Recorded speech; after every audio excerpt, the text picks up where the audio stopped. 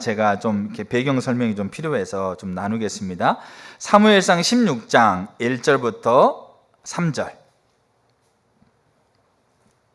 보겠습니다. 여호와께서 사무엘에게 이르시되 내가 이미 사울을 버려 이스라엘 왕이 되지 못하게 하였거늘 내가 그를 위하여 언제까지 슬퍼하겠느냐. 너는 뿔에 기름을 채워 가지고 가라. 내가 너를 베들레헴 사람 이새에게로 보내리니 이는 내가 그의 아들 중에서 한 왕을 보았느니라 하시는지라. 사무엘이 이르되 내가 어찌 갈 수 있으리까. 사울이 들으면 나를 죽이리이다 하니 여호와께서 이르시되 너는 암송아지를 끌고 가서 말하기를 내가 여호와께 제사를 드리러 왔다 하고 이새를 제사에 청하라. 내가 내게 행할 일을 가르치리니 내가 내게 알게 하는 자에게 나를 위하여 기름을 부을지니라. 아멘. 오늘 특별히 오늘 함께 나눌 말씀은 제가 불과 3일 전에 수요일 날 나눴던 말씀입니다. 그러니까 제 인생에, 그러니까 제가 매주 설교하고 뭐 어디가 설교하고 그렇게 하는데 불과 3일 전 했던 설교를 다시 한 적은 없습니다. 근데 제가 하나님을 찾는 것에 대한 부분을 살펴가면서 하나님을 찾는 의미를 살펴가는데 하나님 자신을 아는 것이 우리의 유일한 목적과 목표이고, 그다음에 지난주에는 하나님의 뜻과 목적을 향해서 우리의 삶을 세우는 것이 하나님을 찾는 거라고 얘기하고, 그 일을 가능하기 위해서 하나님을 찾는다는 말 속에 또 하나의 의미가 있거든요. 그것을 준비해 가고 있는데 수요일 날 제가 이 부분을 나누고 나서 이렇게 하나님이 저에게도 이 부분이 더 필요한 것을 더 보이시고, 목요일 날, 금요일 날 지나가면서 이 부분을 지체들과 다시 나누기로 하는 마음을 저에게 주시는 부분이 있었어요. 제가 근데 이렇게 그것을 이렇게 좀 이렇게 수용하기가 좀 어려웠죠. 왜냐하면 불과 1, 2년 설교를 다시 하는 거야 잊어버렸으니까 괜찮은 부분이라 하는데, 제가 수요일 날 설교를 또 다시 들었겠지 않겠습니까? 제가 제 설교를. 근데 이 설교를 제가 불과 3일 뒤에 여기서 한다? 이 부분이 굉장히 저에게는 굉장히 받아들일 수 없는 부분 중에 하나였어요. 근데 계속 하나님이 그런 마음을 주시는 부분이 있어서 우리 지체들, 그러니까 저에게 하나님이 이 말씀을 저에게 먼저 하나님이 듣게 하시는 부분이고, 제가 지금 절실하게 필요한 부분이기도 하고, 근데 우리 지체들에게도 이 부분이 정말 많이 필요하겠다는 생각을 더 주시는 마음이 있어서 제가 염치를 불구하고 수요일 날 했던 설교를, 수요일 날 들으셨던 분, 혹시 또 인터넷에서 들으셨던 분들은 그 설교를 다시 듣는 겁니다. 그러나 하나님이 듣게 하시는 부분이 있기를 원하고요, 또 들으셨으면 좋겠어요. 들으셨으면 좋겠고, 그리고 하나님 안에 우리의 삶이 다시 재조정됐으면 좋겠어요. 그런 의미에서 이 설교를 하게 되니까 여러분들이 이해하시는 마음으로 같이 좀 이렇게 들으셨으면 좋겠습니다. 사무엘상은 세 인물이 등장합니다. 중요한 세 인물이 등장하는데, 하나 인물이 사울이고, 또 하나 인물이 사무엘이고, 또 하나 인물이 다윗입니다. 그리고 사무엘 하는 이제 다윗이라는 인물을 중심으로 이야기가 전개가 되어집니다.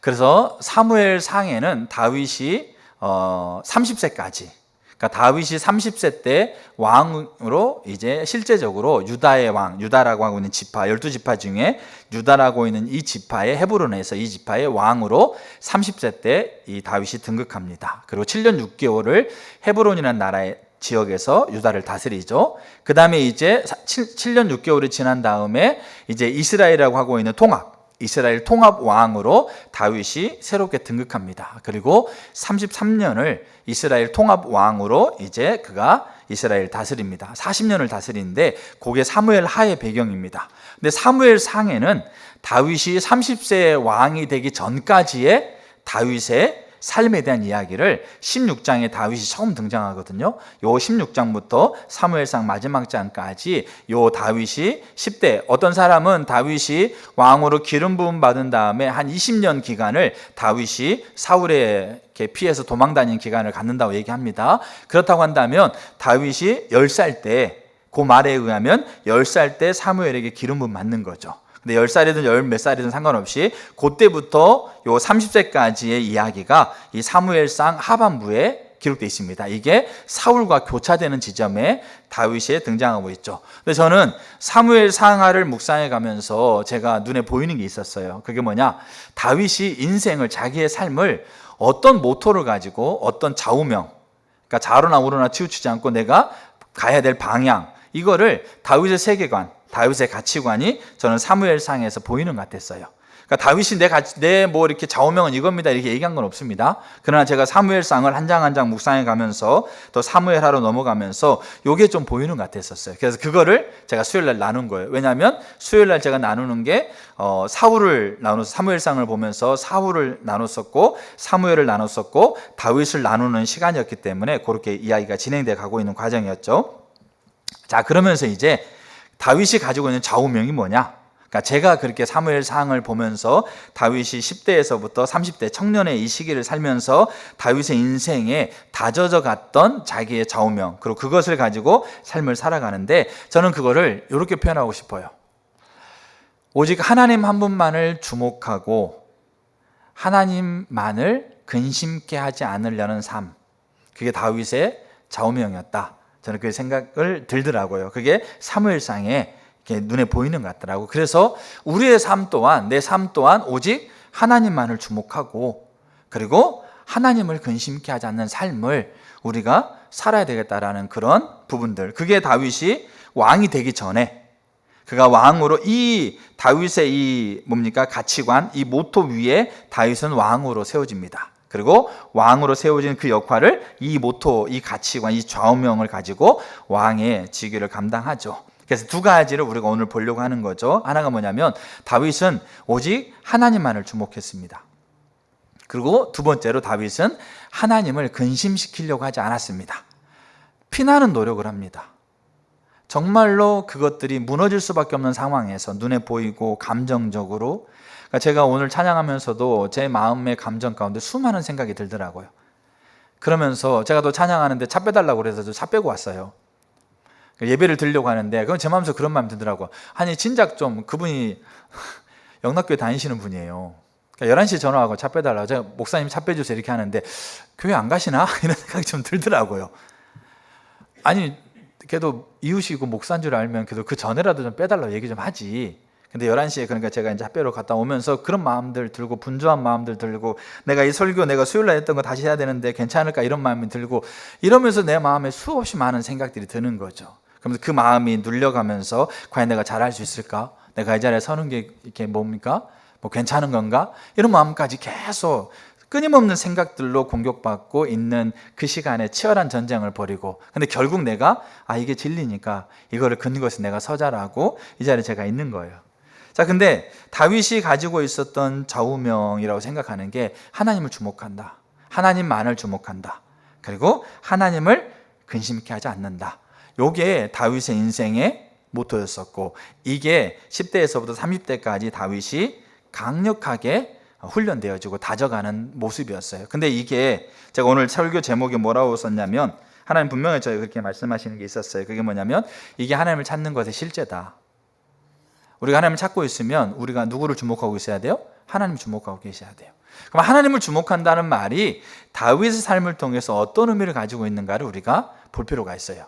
그게 실제니까요. 자, 그래서 우리가 그 부분들을 좀 보려고 합니다. 자, 첫 번째, 오늘은 이제 이 다윗의 좌우명을 생각하는 것에 요 한 큰 줄기를 보려고 합니다. 하나님만을 주목한 다윗인데, 자, 그 아래 첫 번째입니다. 다윗이 진리로 여기고 있는 게 한 가지가 있었어요. 그게 뭐냐면 하나님이 자신을 주목하고 계신다. 이게 다윗이 가지고 있는 진리였어요. 그러니까 이게 참 중요한 게 뭐냐면, 제가 몸이 연약해져 가지고 이제 병원에 갔을 때 그때 의사 선생님이 뭐라고 그러냐면 나이가 드니까 몸이 그리 힘들어지는 겁니다. 그렇게 얘기하시더라고요. 그러면서 이제 몇 가지 견과류를 먹으세요, 멸치를 먹으세요, 그 다음에 비타민을 먹으세요, 이렇게 그러니까 종합 이랬던 몇 가지 얘기를 했어요. 그러니까 우리가 약하다고 그랬을 때 그 몸이 약하다는 것에 대해서 여러 가지 치료하는 여러 가지 또 좋다는 여러 가지 얘기들이 사실들이 많아요. 비타민을 먹어라, 뭡니까? 뭐 멸치를 먹어라, 뭐 견과류를 먹어라, 이런 게 많다라는 거죠. 홍삼을 먹으십시오, 막 이런 거 있잖아요. 그러면 잘 보세요. 제가 지금 뭐 하느냐? 저는 지금 견과를 먹어요. 하루 견과 사가지고 먹는데, 그것을 내가 지금 해야 되겠다라고 그걸 사실로 제가 인정하니까 그거 하고 있는 거예요. 그러니까 이 모든 부분들이 다 나의 몸을 이롭게 하고 있는 것에 대한 사실일 수 있다고요. 근데 문제는 뭐냐면, 그것을 내가 인정할 때, 그것을 내가 진리로 받아들일 때 내 삶이 그거 하고 있는 거예요. 그러니까 저는 뭐 여러 가지 부분들이 다 안 좋다로 얘기하고 있는 게 아니라, 제가 지금 받아들이고 있는, 제가 지금 이 상태에서 내가 지금 그것을 필요하다로 받아들이고 있는 것은 견과류를 먹는 거다라는 것을 제가 지금 인정하고 그걸 하고 있다라는 거예요. 그러니까 지금 다윗이 하나님이 자기를 주목하고 있다라는 것을, 다윗은 그걸 진리로 받아들였다라는 거예요. 그러니까 우리가 하나님이 나를 바라보시고 나를 주목하고 있다는 것을 모르는 사람들이 몇몇 안 계세요, 여기에.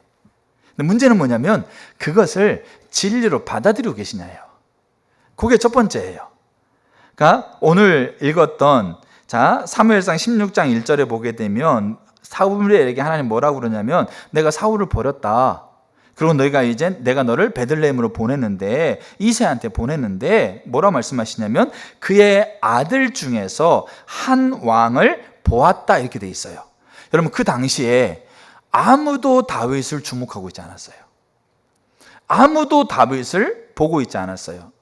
그러니까 내 삶의 환경 가운데서 아무도 나를 바라보지도 않고, 심지어 나조차도 나를 바라보고 있지 않는, 다윗도 마찬가지. 다윗도 왕으로 자신이 세워진다라는 것에 자기 자신을 주목하고 있었을까요? 다윗조차도 그 부분만큼은 나를 주목하고 있지 않는 상황인 거죠. 그러니까 어느 누구도 바라보고 있지 않는, 어느 누구도 관심 갖고 있지 않는 상황 가운데 있는 처지 안에서 누구는 보고 있었다? 하나님은 한 왕을 보고 있었는데, 그 왕이 다윗이었다라는 거예요. 다윗을 하나님은 주목하고 있었어요. 그러니까 이것이 다윗에게는 진리였어요. 왜냐하면 그래서 다윗은 나를 주목하고 계시는 하나님을 주목하기 시작했어요. 이게 너무 중요한 부분이에요. 우리가 누구를 주목하고 있느냐? 오늘날 젊은 청년들이, 오늘날 우리의 자녀들이 누구를 주목하고 있느냐? 무엇을 주목하고 있느냐? 무엇을 주목해서 그걸 가지고 무엇을 근거해서 자기를 판단하고 있느냐? 무엇을 근거해서 자기 환경을 판단하고 있느냐? 우리가 다윗은 철저하게 그 10대, 20대, 30대까지, 30대 되기 전까지 다윗은 철저하게 하나님이 자기를 주목하고 있다는 그 사실에 자기 자신이 하나님을 주목해요. 자, 근데 이게 너무 중요한 부분이 있는 게 뭐냐면, 제가 수요일도 나눴었는데, 우리나라의 이 구한말, 조선 말기 때 정말 거의 3,000명, 4,000명 이상의 선교사님이 한국에 들어오시거든요. 그때 우리가 잘 알고 있는 언더우 선교사님이 계세요. 자, 그분이 이제 이렇게 들어와서 사역을 했었는데, 그때 우리나라 그 개신교, 그러니까 개신교가 들어오기 전에 천주교가 들어왔어요. 그러니까 천주교에서는 세례받는 교인들이 몇몇 있었어요, 그 시대.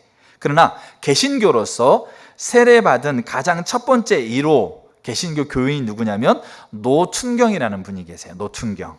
그러니까 이분이 우리나라 기독교 역사의 개신교 1호 세례 교인이에요. 그 세례를 누가 줬느냐? 언더우드 선교사가 줬어요.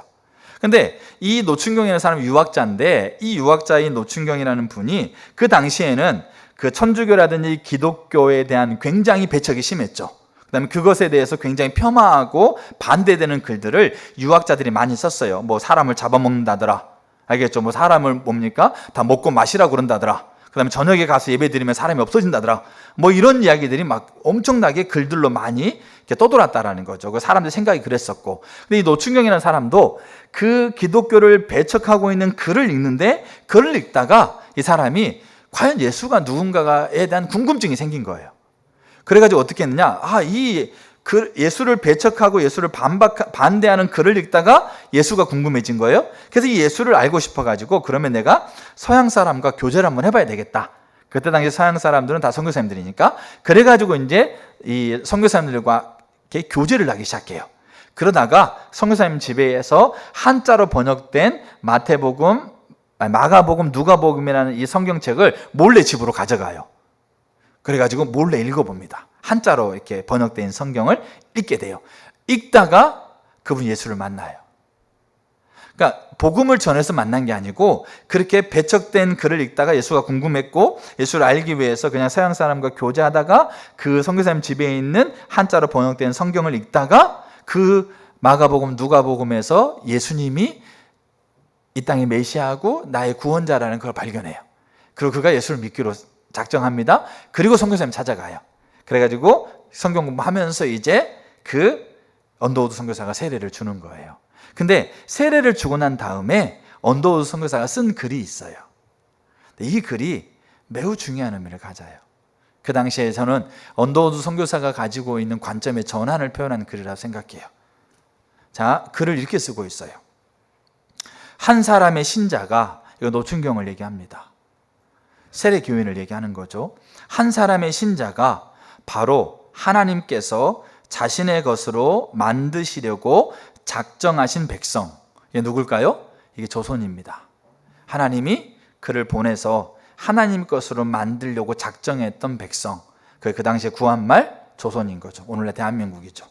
자, 만드시려고 작정하신 백성에 대한 하나님의 보증임을, 이 하나님의 보증이 저는 하나님의 주목하심이라고 생각해요.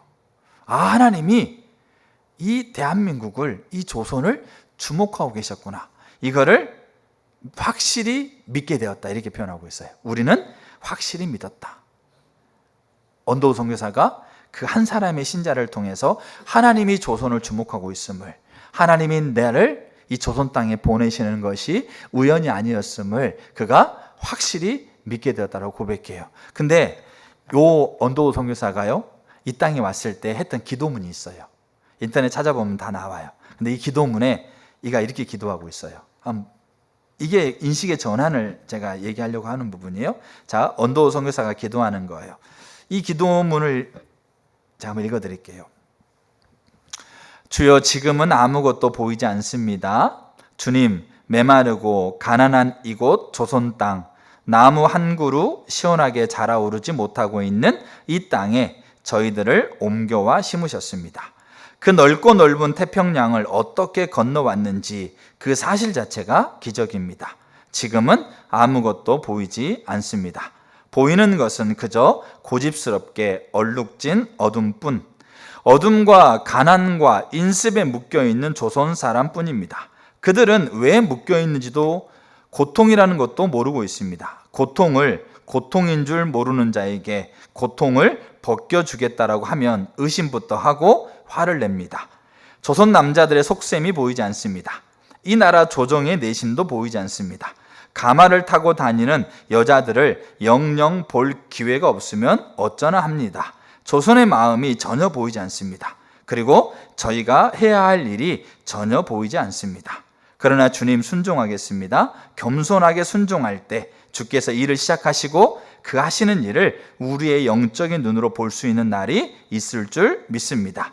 지금 우리가 황무지 위에 맨손으로 서 있는 것 같사오나 지금 우리가 서양 귀신, 양 귀신이라고 손가락질 받고 있사오나 자녀들이 우리의 영혼과 하나인 것을 깨닫고 하늘나라의 한 백성, 한 자녀임을 알고 눈물로 기뻐할 날이 있음을 믿나이다. 지금 예배드릴 예배당도 없고 학교도 없고 그저 이곳 모든 사람들로부터 경계와 의심과 멸시와 천대함이 가득한 곳이지만 이곳이 머지않아 은총의 땅이 되리라는 것을 믿습니다. 이게 언더우드 선교사가 한국에 들어와 가지고 얼마 안 됐을 때 지은 기도문이에요. 하나님께 드렸던 기도문. 근데 이 언더우드 선교사가 이 노춘경이라는 분을 세례를 주고 그가 하나님의 자녀가 되는 사건을 통해서 하나님 아무것도 보이지 않는 이 누구도 주목하고 있지 않는 이 땅. 그 당시에 미국이란 나라, 영국이란 나라, 뭐 이런 나라에서 선교사로 자원해가지고 조선 간다 그러면 조선이 어딘지도 몰라요. 가면 다 죽는 걸로 알았어요. 아무도 그 시대에 심지어 그 나라 사람들도 자기의 나라 삶을 주목하고 있지 않는 그때 누가 주목하고 있었다? 하나님이 이 조선 땅을 주목하고 있다는 것을 그들이 요 계기를 통해서 확실하게 진리로 받아들이게 돼요. 이게 우리에게 먼저 필요한 거죠. 하나님이 누구를 주목하고 있다고요? 아무도 주목한 것처럼 보이지 않는 상황, 아무도 나를 알아주고 있는 것처럼 보이지 않는 그 처참하게 어두워진 그 자리. 근데 거기를 누가 바라보고 있다? 하나님이 주목하고 있다는 거죠. 내가 이세 아들 중에서 한 왕을 보고 있다. 근데 그 왕은 아무도 주목하고 있잖아요. 심지어 아버지마저도, 심지어 형들마저도, 그 주변 사람들도 아무도 주목하지 않았어요. 근데 딱 한 분은 주목하고 있었어요. 그게 하나님이셨어요.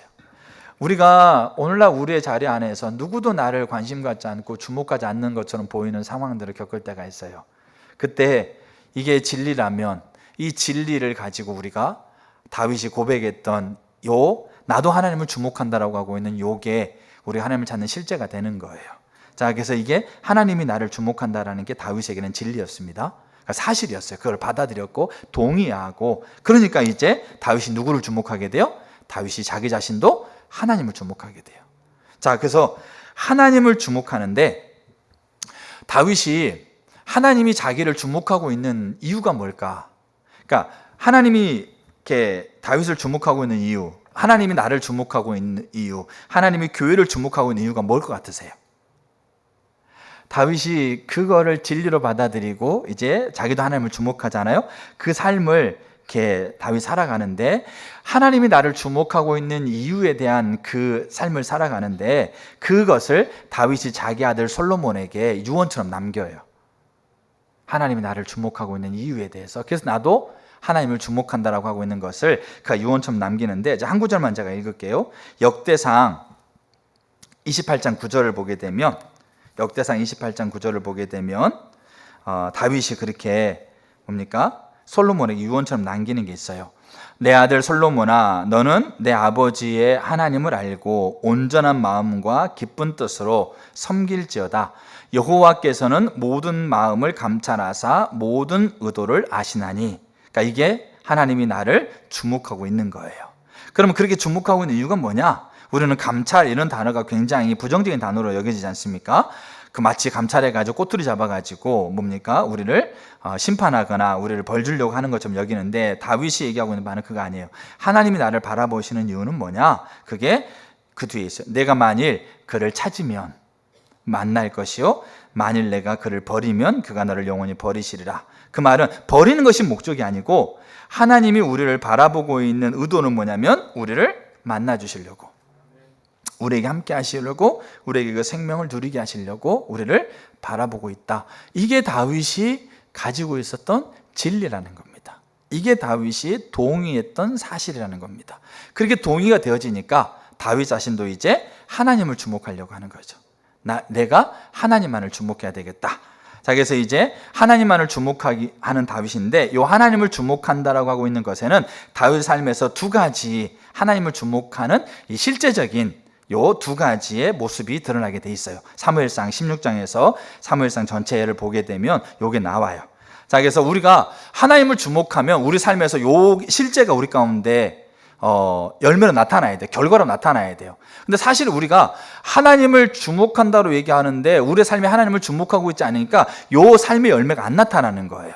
알겠죠? 자, 그래서 하나님을 주목하는 다윗인데, 하나님을 주목하는 것은 다윗은 요 두 가지의 모습을 통해서 자신이 하나님을 주목하고 있다는 것을 우리가 볼 수 있어요. 그 첫 번째가 뭐냐면, 다윗은 자신의 정체성을 자신이 주목하고 있는 하나님에게서 찾았어요.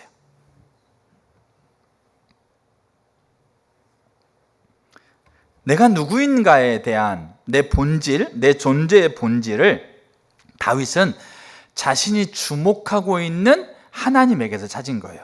다윗이 시를 많이 쓰는데 그 시에서 하나님을 이렇게 표현하잖아요. 하나님은 나의 반석, 나의 목자, 나의 산성, 나의 피난처, 나의 요새, 나의 소망, 나의 사랑, 하나님의 모든 인자하심이 온 땅을 덮습니다. 그러니까 지금 자신이 주목하고 있는 하나님을 다윗은 고백하고 있는 거예요.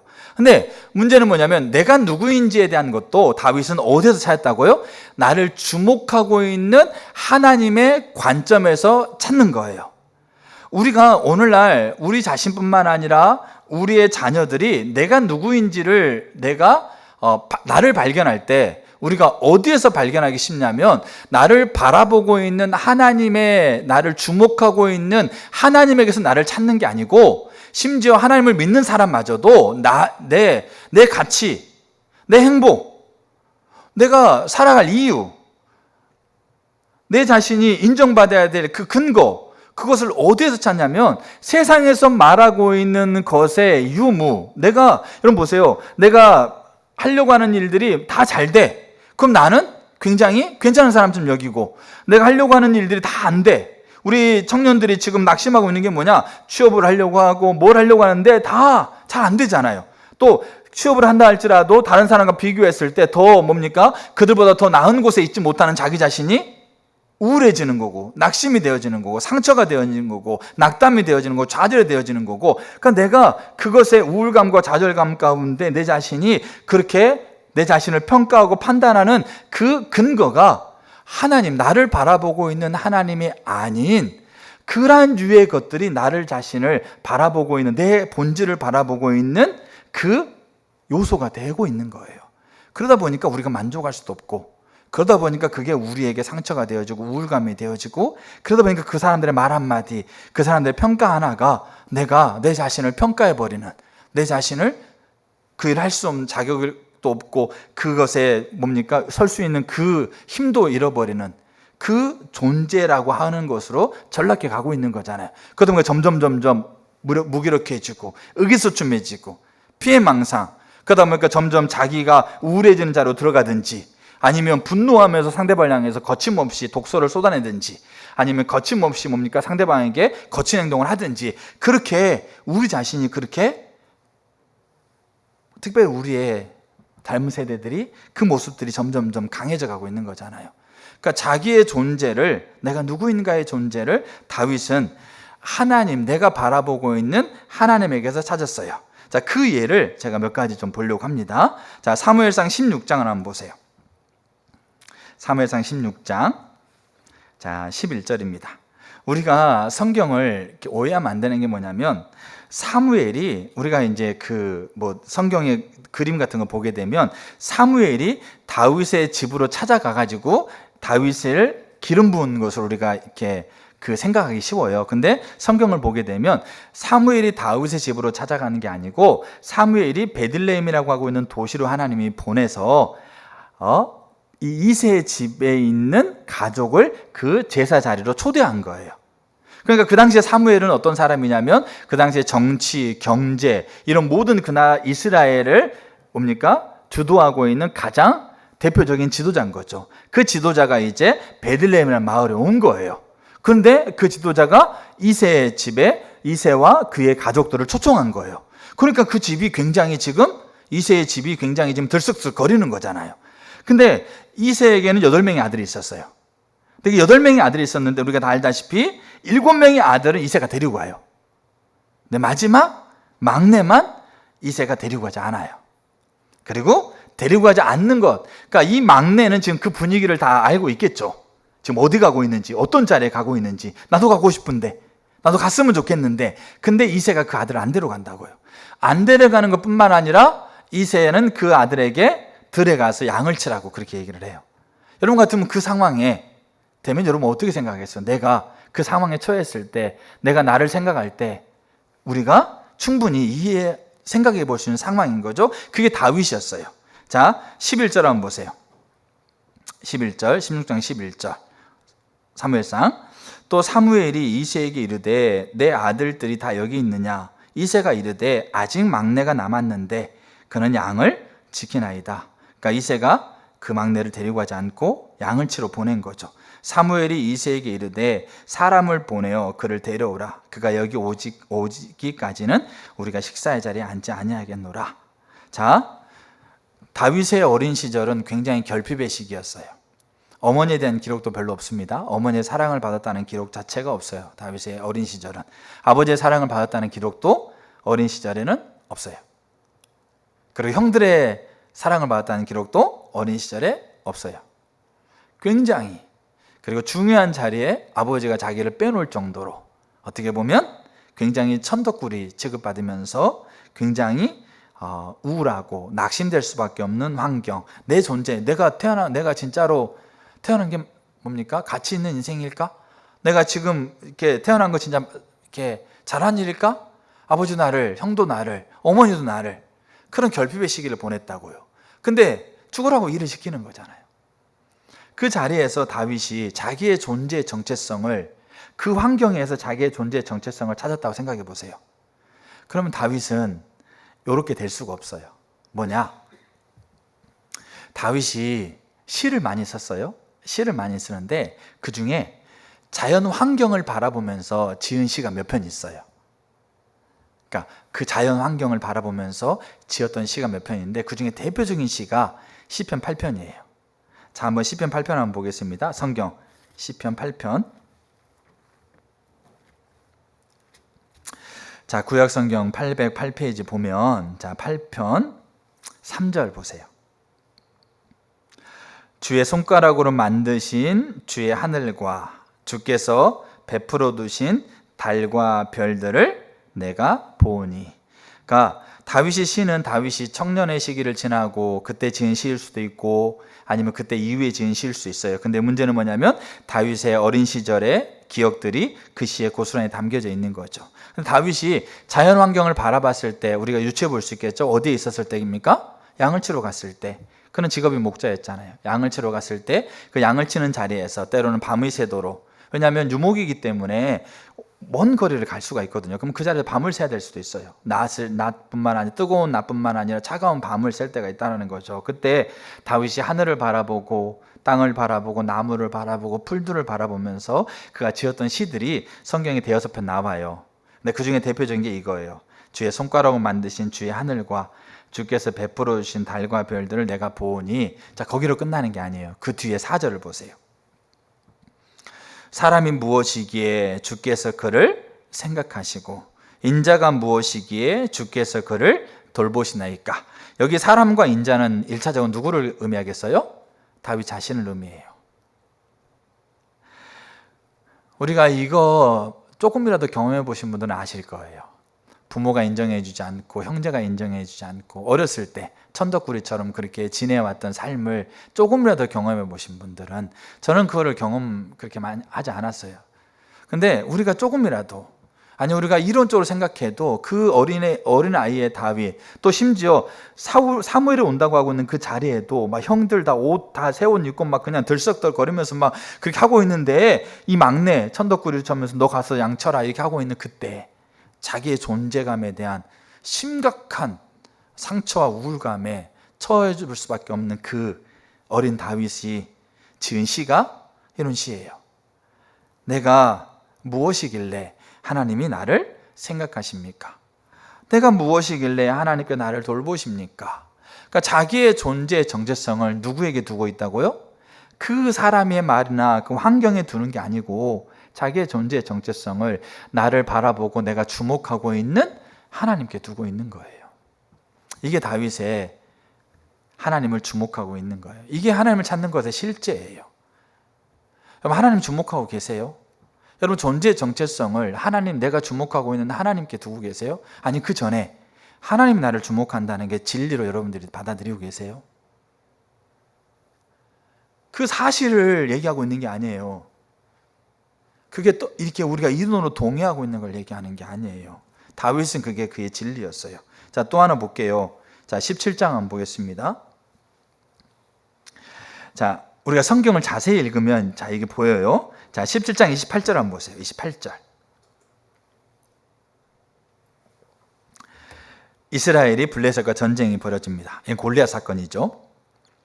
자, 그때 다윗의 집에서 3명의 첫째, 둘째, 셋째가 전쟁에 참여했어요.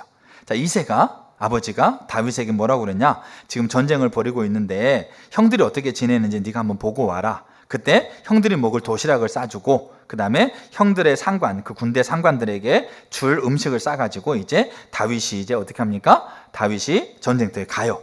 근데 전쟁터에 갔는데 누가, 그 블레셋 장군 중에 누굽니까? 골리앗이라는 사람이 와가지고 막 그냥 뭐 이렇게 소리를 지르고 있는 걸 다윗이 들어요. 근데 요 장면을 우리가 잘 한번 생각을 해볼 필요가 있어요. 왜냐하면 요게 다윗이 자기의 정체성을 자기를 주목하고 있는 하나님께 두지 않으면 요 일이 안 일어나는 게 있어요.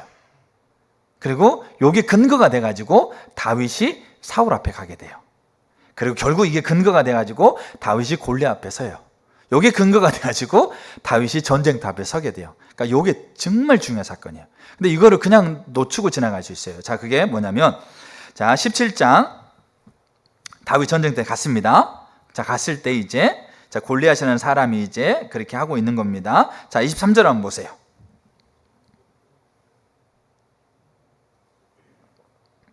그들과 함께 말할 때 형들과 함께 얘기했다라는 거죠. 형들 어떻게 지냅니까? 뭐 이렇게 물어보고, 알겠죠? 자, 블레셋 사람의 싸움 도두는 가드 사람 골리앗이라는 자가 그 전열에서 나와서 전과 같은 말을 하매 다윗이 들은지라. 그러니까 전과 같은 말을 했단 말은 이 말을 한 것이 한 번이 아니었다는 얘기예요. 계속 반복적으로 지금 이거를 이스라엘 백성들에게 계속해서 지금 이스라엘을 비난하기도 하면서 나와 싸우자고 얘기하고 있는 거죠. 자, 그래서 이스라엘 모든 사람이 그 사람을 보고 심히 두려워하여 그 앞에 도망하며, 잘 보세요. 25절. 이스라엘 사람들이 이르되 너희가 이 올라온 사람을 보았느냐? 참으로 이스라엘을 모욕하러 왔도다. 그를 죽이는 사람은 왕이 많은 재물로 부하게 하고 그의 딸을 그에게 주고 그 아버지의 집을 이스라엘 중에서 세금을 면하게 하시리라. 요게 다윗과 상관없이 그들 가운데 되어지고 있는 대화예요. 1차, 알겠죠? 요걸 잘 이해하셔야 돼요. 이거는 다윗과 상관없이 그들 가운데 그 골리앗이라는 사람이 매번 나와가지고 그렇게 이스라엘과 하나님을 모욕하면서 있었을 때 사울이라는 왕이 그 이스라엘 진영 전체에게 저 골리앗과 나아가서 싸우는 사람에게 큰 상을 주고 내 딸을 사위로 주겠다라고 하고 있는 것이 이스라엘에게 선포되어지고 그들 스스로 그들 자신들이 웅성웅성 하고 있는 이야기인 거예요. 이건 다윗과 상관없어요. 자, 요 말을 누가 들었어요? 다윗이 들었어요. 자, 다윗이 들었는데 이제는 다윗이 그거를 듣고 난 다음에 그 다음에 26절 보세요. 다윗이 곁에 서 있는 사람들에게 말하여 이르되 이 블레셋 사람을 죽여 이스라엘의 치욕을 제거하는 사람에게 어떠한 대우를 하겠느냐? 이 할례 받지 않은 블레셋 사람이 누구이기에 살아계신 하나님의 군대를 모욕하겠느냐? 이제 다윗이 요 이야기를 듣고 이제 이 블레셋이 이 하나님을 모욕하고 있는 것인데 이 모욕하는 이 블레셋 골리앗을 누가 뭡니까? 이 죽여서 하나님의 이 모욕당하고 있는 그 이름을 높이겠느냐라고 하면서 다윗이 분개하면서 얘기하는 거예요. 처음에 이야기는 다윗과 상관없는 이야기였어요. 근데 두 번째 다윗이 이렇게 얘기했을 때, 자, 27절 보세요. 백성이 전과 같이 말하여 이르되 그를 죽이는 사람에게 이러이러하게 하시리라 하니라, 이렇게 돼 있어요. 이 말은 이제 누가 연결돼 있겠어요? 다윗과 연결돼 있는 거예요. 알겠죠? 다윗이 이제 그 꼬맹이가 이제 분개하면서 그렇게 말하고 있었을 때 그 옆에 있는 사람들이 이렇게 한다라고 얘기했다라고 다윗한테 얘기해 준 거예요. 알겠죠? 요 말은 다윗과 관련돼 있는 부분이에요. 근데 요 말을 큰형이 들었어요.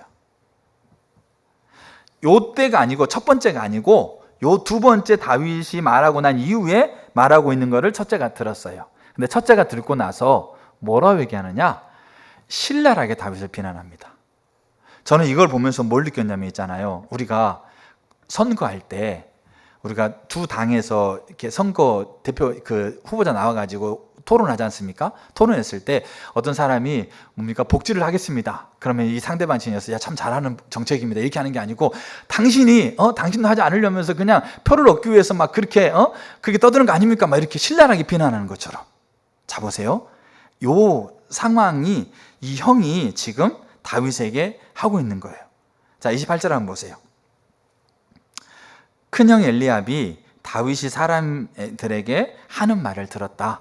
그 말을 듣고 그 다음에 그 사람들이 다윗에게 하는 말을 들었어요. 그러니까 이거를 이 형이 이렇게 비난해요. 뭐라고 비난하냐? 네가 어찌하여 이리로 내려왔느냐? 들에 있는 양들을 누구에게 맡겼느냐?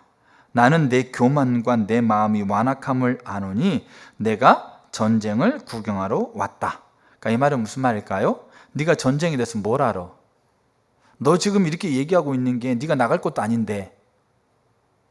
분노하면서 와 진짜 저 골리앗 저거 그래도 놔두면 저거 됩니까? 와 진짜 저 골리앗 가서 죽여야 하지 않겠습니까? 라고 얘기하면 주변 사람들이 와 대단하다. 와 정말 어린아이인데 정말 이렇게 대단한데? 야 정말 아주 하나님을 사랑하고 아주 하나님을 향한 아주 기계가 있는데 너 그거 네 자신을 드러내려고 하는 거 아니냐? 이렇게 얘기하고 있는 거야. 네가 전쟁을 뭘 알아? 말만 하면서 도와줘야 됩니다. 해야 됩니다. 그렇게 하고 있는데 사실 당신도 하지도 않을 거면서 사람들의 인정을 받으려고 하는 거 아닙니까? 이러면서 누가 얘기하고 있는 거예요? 그거를 대적하고 있는 대적자가 얘기하고 있는 게 아니라 그 형이 얘기하고 있는 거라는 거죠. 여러분 그 말을 한번 여러분 들었다고 생각해 보세요. 네가 뭘 알아? 야 너도 할 거 아니면서 네가 네 자신을 높이려고 인정받으려고 그래 떠벌리고 있는 거 아니야? 너 정말 교만하다. 너 정말 진짜 완악하다. 네 정말 이렇게 인성 정말 아주 비참하구나. 이런 얘기를 누구에게 들은 거예요? 가족에게 들었다고 생각해 보세요. 자기를 반대하고 있는 반대편 진영에 있는 사람이 아니고. 그렇게 들으면 다윗이 잘 보세요. 여러분 같으면 그 상황에서 어떻게 하겠어요? 다윗이 그 뒤에 보세요. 이게 제가 중요하다는 거예요. 다윗이 이르되 내가 무엇을 하였나이까? 어찌 이유가 없으리까? 하고 돌아서서 다른 사람을 향하여 전과 같이 말하매 백성이 전과 같이 대답하더라. 그러니까 지금 보세요. 다윗은 자기의 정체성을 엘리압이라든지 특별히 이 상황에서는 엘리압이 하고 있는 신랄한 비판에 자기의 정체성을 둔 거 아니에요. 당신 그렇게 할 자격이 있는 건 맞아요? 당신 뭔데 그거 해? 봐라 당신이 그렇게 할 수 있는 것도 없잖아요. 그렇게 얘기했을 때 맞아 내가 그렇게 말할 자격도 없어. 내가 뭐 전쟁에 대해서 뭘 안다고? 내가 맞아 형이 얘기하고 있는 게 맞아 그러면 요 말을 할 수가 없어요. 전과 같은 말이 뭡니까? 저 하나님의 군대를 모욕하고 있는 골리앗을 누가 죽여야 됩니까? 저 하나님을 멸시하고 있는 골리앗을 가만둬도 되겠습니까? 요것을 더 이상 말할 수가 없는 거예요. 자기의 정체성을 그 엘리압이라고 하고 있는 그 형의 말에 그 상황에 자기의 존재를 보고 있다면 요게 안 돼요. 근데 요게 안 되면 뭐가 안 되는지 아세요? 31절 보세요. 우리는 다윗이 사울 찾아간 줄 알아요. 근데 다윗이 사울 찾아간 거 아니었어요. 그 31절 보세요. 어떤 사람이 다윗이 한 말을 듣고 그것을 사울에게 전해요. 그래서 사울이 다윗을 불러요. 그래서 뭐가 일어나요?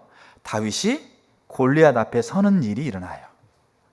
그리고 골리앗을 죽이는 일이 일어나고 그리고 전쟁터로 이제 다니면서 놀라운 승리를 이루는 일이 일어나요. 근데 요게 그가 엘리압의 말에 자기의 정체성의 근거를 두었다고 한다면 그럼 다윗은 입 다물고 그냥 집으로 가야 돼요. 그거를 할 수 있는 자격이 그걸 할 수 있는 모습이 아니라고 하고 있는 엘리압의 말을 듣고 자기가 그것의 정체성을 자기의 존재를 뒀다고 한다면 그런 전과 같이 이스라엘의 군대를 모욕하고 있는 골리앗을 죽여야 되고 골리앗을 그대로 두면 안 된다고 하고 있는 강력한 외침을 할 수가 없다고요. 근데 다윗은 그 자기의 존재성을 자기를 주목하고 있는 하나님께 두고 있는 거예요. 그래서 아까 말씀드렸죠. 이게 계기가 되어져서 그가 사울에게 서고 골리앗에게 서는 거죠. 우리에게 사단은 있지 않습니까? 우리에게 이런 수없이 많은 불화살을 쏘아댑니다. 예수 믿는다고 하는데 나은 게 뭐가 있어? 네가 열심히 했는데 네 안에 맺혀진 열매는 뭐야?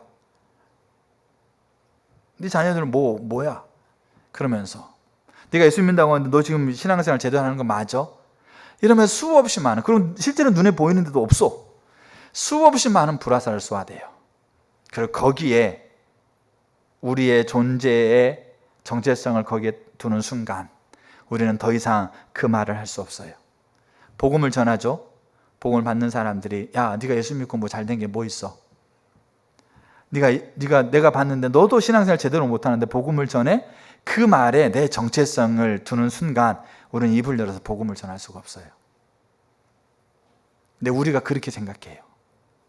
다윗이 입을 열어서 그 얘기를 하지 않는 순간 다윗은 골리앗 앞에서는 이 어마어마한, 다윗이 그 앞에서 그 일이 일어날 거라는 것을 다윗이 전쟁터 오면서 생각했겠냐고요? 아니죠. 근데 이 어마어마한 일들이 다윗의 인생에서, 다윗이 왕으로 세워져 가는 데 있어서 이 결정적인 사건들이 다윗의 인생에 일어날 수 없어요. 하나님을 찾는 게 실제가 뭐냐? 우리의 정체성을 내가 주목하는 하나님께 두는 거예요. 그 말은 내가 하나님을 주목하는 게 하나님을 찾는 것의 실제예요. 우리가 뭘 주목하고 계세요? 내 정체성을 어디서 찾고 계세요? 내 상태에 찾으세요? 내 환경에 찾으세요? 내가 지금 사람에게 듣고 있는 말에 찾으세요? 그러니까 저도 마음이 심약하다 보니까 사람들의 말에 저의 정체성을 제가 찾는 것들이 너무 많더라고요. 그래서 부정적인 얘기를 듣고 안 되는 얘기를 들으면 제가 너무 낙담되어지고, 내가 정말 잘못하고 있구나라고 하면서 굉장히 무기력해지고 나약해지는 모습들이 제가 종종 경험해요. 근데 다윗이 저보다도 훨씬 더 이런 상황에 처해 있는 자리에서 그는 철저하게 하나님이 자기를 주목하고 있다는 것을 진리로 동의하고 자신이 하나님을 주목하려고 하는, 이게 어마어마한 사건, 이게 어린 다윗이었어요. 10대 초반 이 다윗이었어요. 자, 또 하나 볼게요. 한 가지만 더 볼 텐데 그게 뭐냐? 자, 사무엘상 21장입니다. 사무엘상 21장.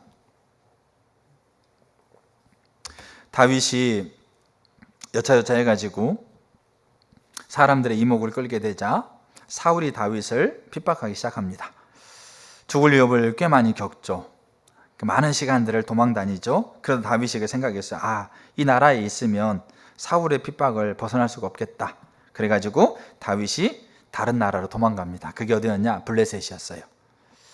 자, 블레셋은 다윗에게는 굉장히 원수이죠. 블레셋 사람은 다윗을 원수로 여기는 거죠. 왜냐하면 골리앗 사건도 있고 미갈하고 결혼할 때 블레셋 사람 표피를 200명을 죽여가지고 표피를 배우고 이런 사건이 있는 거죠.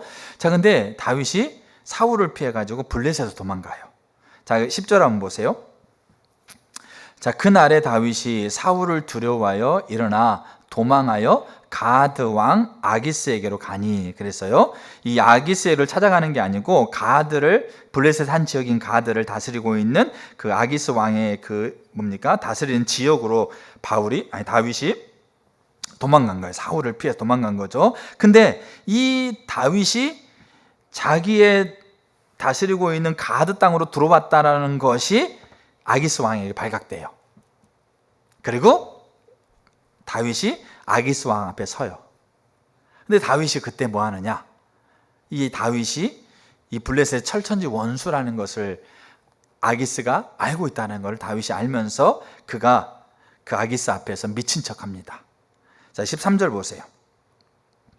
그들 앞에서, 이거는 아기스 왕과 그 아기스의 신하들이 있는 그 자리에 다윗이 서게 돼요. 여차여차 서게 돼요. 자, 그랬을 때 그들 앞에서 그의 행동을 변하여 미친 채 하고 대문짝에 그적거리면서 침을 수염에 흘리고 그렇게 자기 자신이 미친 척 한다는 거죠. 그때 아기스가 그렇게 얘기합니다. 그의 신하들에게, 너희들이 왜 이 미친 사람을 내 앞에 데려왔느냐? 내게 미치광이가 부족해서 이 더럽고 미친 사람을 내 앞에 데려다가 내가 이 미친 짓을 보게 만드느냐? 그게 신하들을 굉장히 책망합니다. 그리고 쫓아버려요. 내가 우리 블레셋의 원수인데 이 미친 사람을 죽일 내 행동 자체가 명예롭지 못해가지고 쫓아버린다고요. 그래서 이 다윗이 그래서 쫓겨나요. 목숨을 살인받죠. 근데 요때 여러분들이 같으면 어떻게 하겠어요? 요때 우리가 이것의 10분의 1만 당해봐도 다른 사람들에게 비난당하는 자리에, 무시당하는 자리에 우리가 아무리 힘들어도 사람 앞에 미친 척 하는 거는 많이 경험해보지 않으셨잖아요. 저는 한 번도 경험한 적이 없고. 이런 자리에 우리가 있을 때 내가 내 존재를, 만약에 이 상태에 내 존재를 두었다고 생각해 보세요. 그럼 다윗은 정말 진짜 미칠 수 있어요. 진짜 미친 척 했다가 진짜 미쳐버릴 거예요. 근데 자, 요때 다윗이 뭐 했느냐? 요거를 잘 볼 수 있는 게 시편 34편이에요. 한번 보겠습니다. 시편 34편. 자, 구약성경 825페이지인데 시편은 그 시가 누구가 시를 지었는지 어떤 배경을 가지고 있는지를 시편 1절 그 장 위에 써져 있어요. 근데 이때 34편은 뭐라고 써 있느냐? 다윗이 아비멜렉 앞에서 미친 채 하다가 쫓겨나서 지은 시 이렇게 돼 있어요. 여기 아비멜렉이고 사무엘상의 저기 뭡니까? 21장에는 아기스라고 돼 있죠. 이 두 사람이 같은 사람이에요. 그러니까 주석이나 성경학자들은 같은 사람으로 봐요. 왜 그렇게 보느냐? 아기스는 그 사람의 본명이에요. 아비멜렉은 그 당시에 블레셋 왕들을 지칭하고 있는 공식적인 명칭이에요. 그래서 이스라엘이 애굽의 노예 생활하고 있을 때 애굽의 왕은 무슨 왕이죠? 바로라고 표현되어 있어요. 근데 바로가 그의 이름이 아니에요. 바로 1세, 바로 2세 이렇게 되면서 왕의 공식적인 호칭이 바로지 그 사람이 이름이 바로는 아니에요. 그러니까 자기 이름이 따로 있어요. 근데 왕으로 공식적인 호칭이 이제 바로라는 호칭을 쓰고 있는 거죠. 여기 아비멜렉은 그 블레셋 왕들의 공식적인 호칭이고 아기스는 그 사람의 본래 본명인 거예요. 그렇게 주석학자들이, 성경 역사학자들이 그렇게 바라봐요. 저도 그걸 동의하는 부분이고, 자, 그렇기 때문에 시편 34편은 어디를 배경을 하고 있느냐? 사무엘상 21장을 배경을 하고 있어요. 아기스 앞에 피난했다가 그 앞에서 미친 척하면서 무시당하고 조롱당하면서 쫓겨나고 있는 그때 그 지은 시를 배경을 하고 있어요. 이게 그 정체성을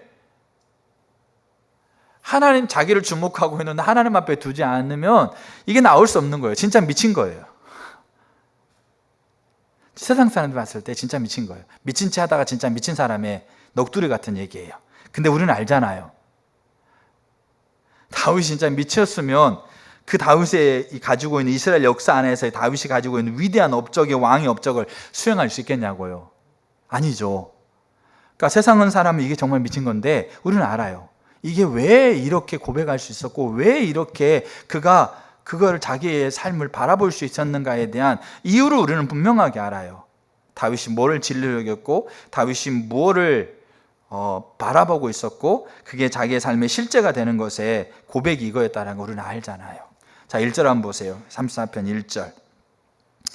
내가 여호와를 항상 송축하며 내 입술로 항상 주를 찬양합니다. 내 영혼이 여호와를 자랑하리니. 하나님이 나를 미친 척하는 자리에 두었습니다. 저는 하나님 자랑합니다. 곤고한 자들이 이를 듣고 기뻐하리라. 나와 함께 여호와를 광대하시다며. 이 광대한다는 말은 뭐겠어요? 측량할 수 없는 뭡니까? 어마어마한 능력이고 모든 것을 주관하고 있는 분이라는 거죠. 그분이 나를 미친 척하는 자리에 두었다 이겁니다. 하며 함께 그의 이름을 높이세. 내가 여호와께 간구하매 내게 응답하시고 내 보는 두려움에서 나를 건지셨도다. 이러면서 그 쭉쭉쭉쭉 시편 34편을 쭉 한번 읽어보세요. 다윗이 아비멜렉 앞에서 미친 척하면서 쫓겨나면서 지었던 시가 진짜로 미친 게 아니고 그가 자기의 정체성을 자기를 주목하고 있고 내가 주목하고 있는 하나님께 두고 있는 그 열매, 고백으로서 그가 이렇게 고백하고 있는 거죠. 내 존재의 가치를 어디다 두세요? 지금 내 존재가 가치 있고 행복하고 그 다음에 인정받을 수밖에 없는 고귀한 가라는 것을 그 존재의 본질을 과연 어디다 두고 계세요? 자녀이세요? 내 몸의 건강이세요? 아니면 내가 물질적인 풍요이세요? 아니면 내가 지금 하고 싶은 것 다 이루어지는 거세요? 아니면 내가 마음이 평안한 거세요? 우리가 그것들이 우리의 존재의 본질을 우리에게 설명하는 것을 우리가 그거를 받아들이는 그 순간 우리의 삶은 그것만 있는 게 아니고 그것이 사라질 수밖에 없는 환경을 우리가 끊임없이 만나게 되고 그랬을 때 우리는 우리의 존재가 가치 있는 존재로 여기기도 하고 가치 없는 존재로 여기기도 하고 쓸모있는 존재, 쓸모없는 존재 그러면 점점 우울해지기도 하고 아니면 분노를 표출하기도 하고 그러면서 우리의 삶이 무기력해지는 거예요. 그러면 그 자리에서 하나님이 기뻐하는 하나님을 근심케 하지 않는 그 자리로 하나님 찾는 것이 실제니까요. 그 자리로 내 한 걸음을 내디딜 수 있을까요? 그럼 사단이 과연 우리에게 무엇을 무너뜨리려고 하고 있을까요? 우리 하나님의 백성들에게 사단은 지금 무엇을 끊어버리면 그러면 이 하나님의 백성들이 스스로 자멸할 수 있다는 걸 사단은 너무나 잘 알아요. 그래서 자기의 존재의 정체성을 세상에서는 다양하게 있는 것을 가지고 존재의 정체성을 찾게 만들어요. 근데 문제는 그게 그 사람에게 계속해서 그 사람에게 그게 있는 보장이 세상은 주지 않아요. 근데 이 보장은, 다윗이 자기의 존재의 정체성을 찾고 있는 이 보장은 변할 수가 없어요. 변하지도 않아요. 그래서 다윗은 그거를 가지고 그 상황을 다 판단했어요. 자기에게 하는 말, 자기의 상황, 또 하나 자기의 역할, 그렇게 판단했다라는 거죠. 저에게도 필요합니다. 저는 여기는 한 분 한 분들에게도 필요하다고 생각합니다. 그리고 우리의 자녀들이 요거 알아야 돼요. 우리의 자녀들은 이거 모르고요, 세상에 있는 걸 가지고 자기 정체성을 판단하려고 그러잖아요. 우리가 다 줄 수 있으면 괜찮아요. 부모로서 다 만족하게, 다 우리 아이들이 그렇게 자기 정체성을 비교해 가지고 충분하게 행복할 수 있는 거 다 줄 수 있으면 괜찮아요. 그럼 그거로 정체성 판단해라, 자신 있게 얘기할 수 있을 것 같아요. 근데 저는 우리 아이들에게 다 줄 수 없어요. 돈도, 지식도, 건강도 내 아이한테 다 주고 싶은데 다 줄 수가 없어요. 근데 그것을 가지고 이 아이의 정체성을 만약에 얘가 찾아간다고 한다면 저는 이 아이가 충분히 힘들 수밖에 없다라는 것을 알게 되는 거죠. 왜냐하면 그 살아가는 세상이 그렇게 또 사단이 그거를 가지고 조종할 거니까. 근데 영원히 번치 않는 이 하나님을 주목하고, 이 하나님을 주목하고 나를 주목하고 있는 하나님에게서 내 정체성과 이 아이의 정체성이 발견되고 그게 진리로 인식된다고 한다면 어려움의 순간이 없는 게 아니죠. 힘든 순간이 없는 게 아니죠. 그러나 결국 이 다윗이 10대에서부터 20대 중반까지 그가 그렇게 다져지고 훈련되었던 그게 그 삶 안에서 내 아이에게도 저에게도 다시 그렇게 세워질 부분이 분명하게 저는 있다고 생각해요. 왜? 하나님 우리를 만나 주시니까. 우리의 뒤에 배우가 되시는 하나님이 우리를 만나 주시니까 그래요. 자, 그래서 다윗이 하나님을 주목했던 것이 하나님을 찾는 거였고 그게 실제였어요. 그거는 자기의 정체성을 하나님께 둔 겁니다. 자, 두 번째가 뭐냐면 다윗이 자신에게 주어진 역할이 있어요.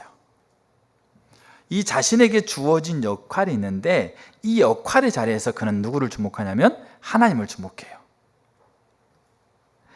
우리에게 주어지는 역할이 있어요. 근데 이 주어지는 역할에서 하나님을 주목하는 것을 우리가 배우셔야 돼요. 실제 하나님을 주목하는 것이 하나님을 찾는 거예요. 그러니까 우리는 이 주어지는 역할의 자리에서 하나님을 주목하지 않으니까 우리 삶에 많은 문제가 야기돼요. 근데 다윗은 그 역할에서 하나님을 주목했어요. 자, 그거를 이제 다윗의 삶을 통해서 좀 보려고 하는데, 자, 먼저 다윗의 직업은 뭐였습니까? 어렸을 때 다윗의 직업은 목동이었어요. 양을 치는 사람이었어요. 그럼 양을 칠 때 그는 누구를 주목했냐 이거죠. 양을 칠 때 기쁨으로 양을 치러 가는 자리가 있고, 알겠죠? 아니면 그 자리가 힘들고 어려울 수도 있고, 아니면 마지못해 가는 자리가 있을 수 있고, 가기 싫은데 가라고 하니까 가고, 가고 싶지 않은데 쫓겨나니까 가는 거고, 여러 가지 상황이 있겠죠. 근데 그 양을 치는 목자의 자리에서 그가 누구를 주목했는가를 좀 볼 필요가 있어요.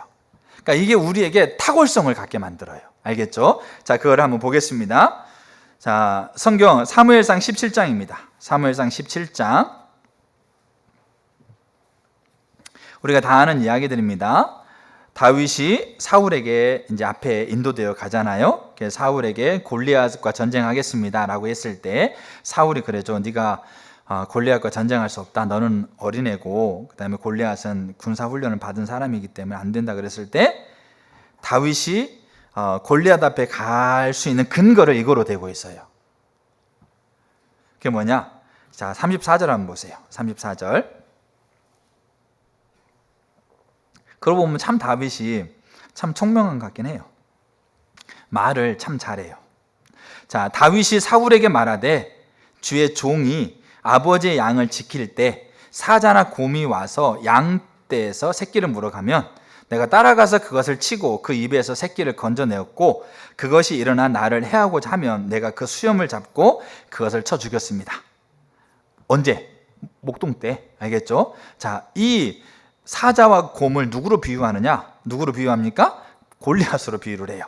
36절 주의 종이 사자와 곰도 쳤은즉 살아계시는 하나님의 군대를 모욕한 이 할례 받지 않는 블레셋 사람이리까 그가 그 짐승의 하나와 같이 되리이다. 그러니까 무슨 말이겠어요? 이 사자와 곰을 지금 골리앗으로 비유하고 있는 거죠. 내가 사자와 곰도 때려서 잡고 그 새끼를 내가 그 입에서 지켜냈다고 한다면 이 골리앗도 똑같은 존재인데 내가 그렇게 하지 않겠습니까? 이렇게 얘기합니다. 자, 근데 37절이 중요한 거예요. 그러면 다윗이 양을 칠 때 사자와 곰이 그 양의 새끼를 물어가거나 아니면 자기를 해하려고 했을 때 그가 그것에서부터 그것들을 양을 지키고 자기의 몸을 지킬 수 있었던 것이 자기가 누구를 주목하는 것으로 인해서 가능했느냐를 고백하고 있는 게 이거예요. 37절 또 다윗이 이르되 여호와께서 나를 사자의 발톱과 곰의 발톱에서 건져내셨은즉 나를 이 블레셋 사람의 손에서도 건져내시리다. 사울이 다윗에게 이르되 가라 여호와께서 너와 함께 계시기를 원하노라. 자, 그럼 보세요. 다윗이 목자의 역할을 가지고 있었을 때 그때는 뭐 사람들에게 알려지지도 않는, 가고 싶지 않을 때도 보내고, 알겠죠? 힘들 때도 있고, 알겠죠? 그 목자의 자리에 있었을 때 그 역할을 탁월하게 감당했어요. 새끼가 가면 그걸 꺼내고 해하려고 하고 있죠. 자, 그때 그가 누구 때문에 그렇게 가능했다?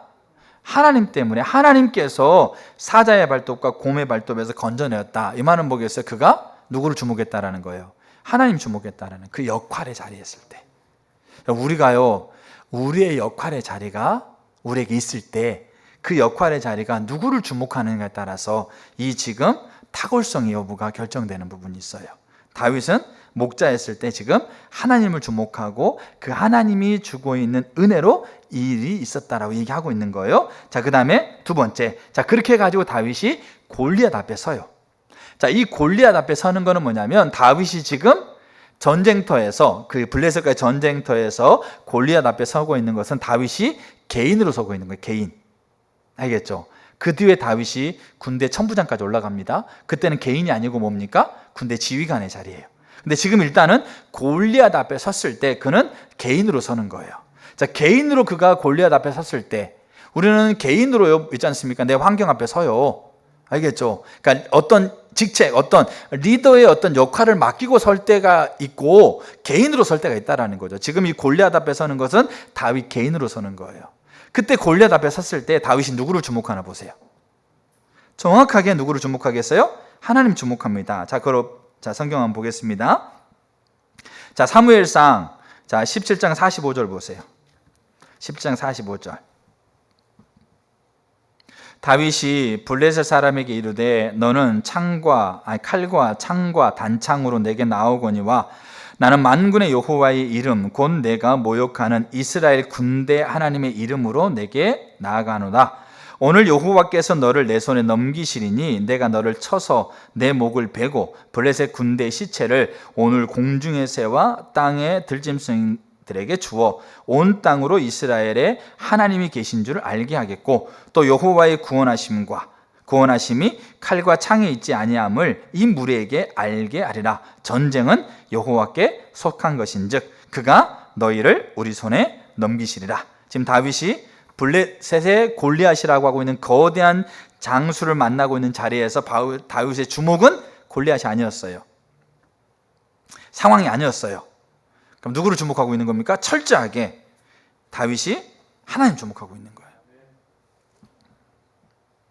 제가 이게 개인으로 서는 거예요. 제가 제 아이들에게 용돈을 주면서 훈련시키는 게 있어요. 그게 11조예요.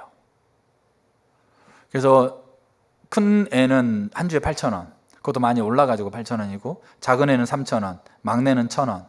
1,000원도 줄 때도 있고 안 줄 때도 있어요. 근데 주면서 뭘 얘기하냐면 11조 해라. 그러면 1,000원에 11조는 100원, 3,000원에 11조는 300원, 8,000원에 11조는 800원. 자, 11조를 해라. 근데 어떨 때는 뭐 이렇게 명절 때는 뭐 3만 원, 이렇게 5만 원 받을 때도 있어요. 그때도 11조를 해라 그러면 이 아이들이 11조를 해요. 근데 이번에 휴가를 갔어요. 그때 이제 그 외할머니가 용돈을 줬는데 큰애한테 10만 원을 준 거예요. 근데 큰애가 뭐라고 그러는지 아세요? 그럼 10,000원을 11조 해야 돼? 10,000원이나 11조 해야 돼? 왜 자기 일주일 용돈보다 많거든. 알겠죠? 10,000원을 11조야 돼? 이렇게 얘기하는 거예요. 우리가 자 보세요. 11조가 뭐냐? 아브라함이 11조의 처음 시작이잖아요. 아브라함이 자기 집에 사병이 있었어요. 313명의 사병이 있었는데 자기의 조카가 지금 소돔에 살고 있었는데 그 다른 지역의 이 나라의 연합군이 소돔 나라의 연합군과 전쟁을 벌여가지고 소돔이 패해요. 그래가지고 이 연합군이 이 소돔에 있는 이 노략에 가는데 그때 롯 자기 조카도 데려가 버린 거죠. 그 소식을 듣고 아브라함이 정말로 몇십 킬로 따라가가지고 그 연합군 자기 집에서 기르고 있는 병사들 데리고 와가지고 그 5나라의 연합군과 전쟁해가지고 승리해가지고 롯을 데리고 와요. 알겠죠? 데리고 오다가 누구 만나냐? 멜기세덱 만나요. 멜기세덱이 뭐라고 그런지 아세요? 아브라함아, 그러니까 14장 창세기 14장에 나와요. 아브라함아, 네가 지금 네 조카 롯을 구하기 위해서 5나라의 연합군과 싸워서 이겼지. 그게 너 때문에 된 게 아니야. 누구의 은혜였다? 하나님께서 너에게 주고 있는 은혜니까 네가 하나님을 찬양해야 돼. 그 말은 하나님이 너한테 안 줬으면 네가 가가지고 죽을 등 살뚱하면서 몇십 킬로 쫓아갔거든요. 알겠죠? 몇십 킬로 쫓아가가지고 죽을 등 살뚱하면서 전쟁했어요. 누가 했어요? 아브라함이 가서 수고하고 죽을 각오를 하고 싸워가지고 데려온 거예요. 근데 멜기세덱은 그렇게 얘기하는 거예요. 하나님이 너한테 준 거야. 우리가 생각하면 이게 얼토당토 않은 얘기잖아요. 근데 아브라함은 그거를 인정했어요. 그래서 내가 열심히 했고 내가 정말 최선을 다해 노력했고 그 노력의 대가로 내가 수익을 가지고 있는 수익인데 이게 하나님이 내게 주시고 하나님 내게 은혜를 베풀지 않았으면 나는 이거 갈 수가 없겠다. 그러면서 하나님 은혜, 하나님을 찬양합니다. 그리고 하나님이 내게 주신 거기 때문에 이 모든 것들이 하나님의 것입니다라고 하는 고백으로서 그가 10분의 1을 떼가지고 멜기세덱에게 드리는 거예요. 근데 그 멜기세덱이 누구냐? 히브리서를 보게 되면 예수님을 예표하고 있는 거예요. 그게 11조예요. 그렇기 때문에 11조는 하나님이 내게 주신 것이 은혜임을 감사하고 내 모든 것이 하나님 것임을 고백하면서 드리는 수단인 거죠. 자, 근데 보세요. 이게 개인이 하나님 앞에 설 때 훈련되지 않으면 1,000원대 100원, 2,000원대 200원, 10,000원에 1,000원 이런 것들이 훈련되지 않으면 10만 원이면 이게 덩어리가 커지는 거죠. 10,000원. 100만 원이면 10만 원, 1,000만 원이면 100만 원, 1억이면 1,000만 원. 제가 청년들에게 그렇게 얘기하는 게 있어요. 제가요 어떤 일을 결정할 때는 생각이 많아요. 왜 그런지 아세요? 제 어깨 위에 아내가 있죠, 세 자녀가 있죠, 교회가 있죠. 이러다 보니까 어떤 일을 결정할 때 생각이 많아요. 어떤 걸 섬기고 어떤 시간을 내가 내서 그 앞에 서는 것은 굉장히 생각이 많아요. 근데 청년회 때 개인으로 하나님 앞에 섰을 때 그때 내가 이것을 대가를 지불하며 서는 것에는 물론 자기 전부를 대가를 지불해야 돼요. 그러나 그가 그것을 훈련하는 것이 더 용이하다는 거예요. 점점 시간이 지나가면 우리 어깨 위에 올려져 있는 짐들이 더 많아져요. 가정이 있고 자녀가 있고 또 직책이 있고 그러다 보면 우리가 이 개인을 하나님 앞에서 내가 하나님을 주목하는 자리에서 내 개인이 서는 것이 훈련이 안 되면 그게 다윗이 목동 때부터 훈련되어지는 것, 전쟁터 앞에서 골리앗 앞에서 개인이 그렇게 하나님 앞에 섰을 때 훈련되어지는 것, 주목해서 그가 하나님 앞에 서는 삶이 실제가 되는 것이 훈련되어지는 거죠. 그랬을 때 골리앗을 이기죠. 그리고 사울이 다윗을 집으로 돌려보지 않고 사울이 뭐하냐? 골리앗을 전쟁터로 보내버려요. 다윗을 전쟁터로 보내요. 근데 다윗이 전쟁터로 10대 중반에 전쟁터 가요. 근데 거기에 갈 때마다 거기에 승리가 일어나요. 그러니까 이제 사울이 뭐하냐? 다윗을 군대 장을 삼아요. 그때는 10명의 지휘관. 결국 어디까지 올라가냐? 전쟁이 끝날 무렵에 됐을 때는 다윗이 천부장까지 올라가요. 그때는 이제는 뭐로 쓰는 겁니까? 그때는 하나님을 주목할 때 이때는 개인이 아니에요. 그 뭡니까? 리더예요. 역할이 달라요. 우리가 하나님을 따라가다 보면 하나님 우리에게 직책을 맡겨요. 역할을 맡겨요.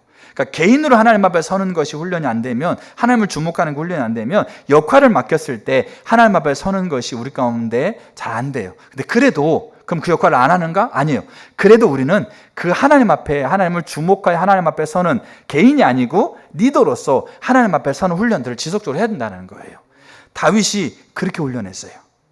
군대 장으로, 그 다음에 군대 천부장으로. 자, 그걸 한번 보겠습니다. 이거는 개인이 아닙니다. 이거는 리더로 서는 거예요. 알겠죠? 자, 18장 5절 한번 보세요. 18장 5절. 이제 골리앗을 죽였어요. 자, 그때 5절 보시면 다윗은 사울이 보내는 곳마다 가서 지혜롭게 행하며 사울이 그를 군대의 장으로 삼았다. 그러니까 골리앗을 죽이고 난 다음에 사울이 다윗을 집으로 안 돌려보냅니다. 그리고 전쟁터로 보내요. 사울도 참 어떻게 보면 이때는 지금 사울이 굉장히 자기 중심으로 완전히 가득 차버릴 때예요. 그 어린아이를 전쟁터 보내잖아요, 진짜. 근데 다윗은 또 가요. 왕이 가라고 그러니까. 근데 이 지금 성경 몇 구절을 볼 텐데 똑같은 단어가 계속 반복돼요. 똑같은 단어. 어떤 단어냐? 제가 이제 몇 구절 읽을게요. 자, 18장 5절. 아까 다윗은 사울이 보내는 곳마다 가서 지혜롭게 행하며 사울이 그를 군대의 장으로 삼았더니. 자, 됐습니다. 그 다음에 자, 18장 14절. 자, 18장 14절. 다윗이 그의 모든 일을, 그러니까 13절에 그를 천부장 삼습니다. 다윗이 그의 모든 일을 지혜롭게 행하니라. 자, 돼 있습니다. 그 다음에 자, 30절. 18장 30절.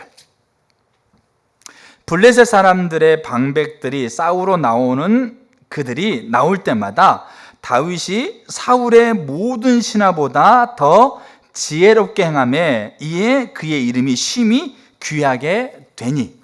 어떤 단어가 반복되고 있어요? 지혜롭게. 이거는 개인으로 서는 게 아니고 군대 지휘관으로서 전술적인 탁월함이 있었다는 얘기예요. 알겠죠? 근데 이 지혜를 NIV 성경은 성공이라고 표현하고 있어요. 승리라고 표현하고 있다는 거죠. 그러니까 다윗이 갈 때마다 개인으로 섰을 때에도 성공했었는데 군대 지휘관으로 섰을 때에도 그가 성공한 거예요. 그러니까 그거를 이 한글 번역에는 지혜롭다, 영어 번역에는 성공했다 이렇게 돼 있는 거죠. 그러면 이 전술적인 탁월함, 그 판세를 읽고 전쟁의 판세를 읽고 그거를 승리할 수 있는 모든 신하들보다 더 지혜롭게 행했다고 하는데 요 지혜가 어디서 나왔을까요? 요 지혜가 다윗이 본래 알고 봤더니 이게 전쟁의 신이었어. 알겠죠? 몰랐는데 이 본성이 이게 그냥 발견된 거야. 그러니까 전쟁의 신이어서 판세를 다 읽고 탁월한 전략과 전술을 가지고 그렇게. 이 다윗은 군대 훈련을 받아본 적이 없잖아요. 근데 전략과 전술을 탁월하게 습득해 가지고 이렇게 했다. 이게 아닌 거예요, 이게. 그럼 그걸 어디서 볼 수 있느냐? 그래서 그렇게 생각할까 봐. 다윗이 탁월한 전술과 전략을 배워 가지고 그걸 했다라고 생각할까 봐 성경에 요 말을 그냥 아예 쓰고 있어요. 그게 중요한 말인데 그게 18장 14절 한번 보세요. 14절. 다윗이 그의 모든 일을 지혜롭게 행하니라. 그러면서 그 뒤에 한 구절이 있어요. 여호와께서 그와 함께 계시니라. 그게 지혜의 근본이었습니다. 그게 탁월한 전략과 전술의 핵심이었습니다. 가장 비결이었습니다. 그 말은 무슨 말이겠어요? 그가 개인으로 설 때 훈련될 뿐만 아니라 그가 리더로 설 때도, 이건 리더로 서는 달라요. 왜냐하면 천부장이면 1000명의 부하를 거느리잖아요. 그럼 다윗이 전략과 전술을 하나님 앞에 있으면서 전략과 전술을 하잖아요. 그럼 1000명의 사람이 다 인정하느냐? 아니죠. 거기는 부관들도 있을 거고 100부장, 10부장이 있을 거고. 그럼 전략교회를 했다고 생각해 보세요. 그럼 그 다윗이 가지고 있는 전략에 그 모든 사람이 다 인정하느냐? 아니죠. 근데 문제는 뭐냐면 다윗이 하나님을 주목했어요. 그리고 그것을 하나님을 주목하고 그 하나님의 인도하신 대로 다윗이 행했던 것이 사람들에게 어떻게 한 겁니까? 사람들에게 보이는 거예요. 이게 탁월함이에요. 다윗은 개인으로 설 때뿐만 아니라 리더로 설 때도 그는 하나님을 주목했어요. 우리가 조금만 삶이 살만하면, 조금만 우리가 어떤 직책이나 있게 되거나 이렇게 사람이 인정받으면 우리는 즉각 하나님을 주목하는 것에서 벗어나는 게 우리의 본성이에요. 다윗도 그 본성의 예외가 아니었어요. 그래서 밧세바 범하잖아요. 하나님을 주목했던 자리에서 그 눈이 벗어나는 순간 밧세바를 범하게 되어지고 인구조사해가지고 수많은 사람을 죽게 만들잖아요. 그래도 다윗은 요 하나님을 찾는 이 실제가 다윗의 삶 안에서 지속적으로 훈련되어져서 그 어마어마한 자리에서 돌이키는 거예요. 자, 마지막 한 가지만 보고 마치겠습니다. 마지막 한 가지가 뭐냐? 그러니까 역할의 자리에서 하나님을 주목한 거죠. 우리가 개인으로 설 때건, 우리가 리더로 설 때건, 우리가 직장에서건, 우리가 가정에서건, 우리가 관계 안에서건 우리가 하나님을 주목해야 돼요. 그게 하나님을 찾는 것의 실제예요. 자, 또 하나가 뭐냐? 다윗이 아주 어렸을 때, 그때 다윗은 수금을 잘 탔어요. 악기를 잘 연주했다고요. 자, 근데 자, 16장 한번 보겠습니다. 이제 16장을 보면, 자, 14절, 여호와의 영이 사울에게서 떠나고 여호와께서 부리신 악령이 그를 번뇌하게 합니다. 그러니까 너무 힘든 거죠. 그러니까 악한 영이 사울을 지배하니까 몸과 마음과 뭐 생각, 감정 막 이것들이 막 그냥 있을 수 없는 거죠. 그러니까 이 상황을 보면서 사울의 신하가 뭐라고 얘기하냐면, 수금을 잘 타는 사람을 좀 불러와서 하나님을 찬양하게 좀 같이 예배를 드리는 자리를 좀 만들고, 거기에 왕이 있으면 좀 이렇게 하나님의 함께 하심을 통해서 왕에게 있는 그 고통이 좀 이렇게 사라지지 않겠습니까? 그 얘기를 이렇게 해요. 그러니까 사울도 그거를 괜찮겠다 싶어가지고 그 나라에서 이제 그렇게 수금을 잘 타는 사람을 찾아요. 근데 그때 누구가 이제 피택이 된 거죠? 다윗이 피택이 돼요. 그래가지고 사울 앞에 딱 서요. 자, 뭐 시간이 많지 않아서 우리가 많이 준비해도요, 한 100명 이상의 모르는 사람 앞에 서면 떨리 안 떨립니까?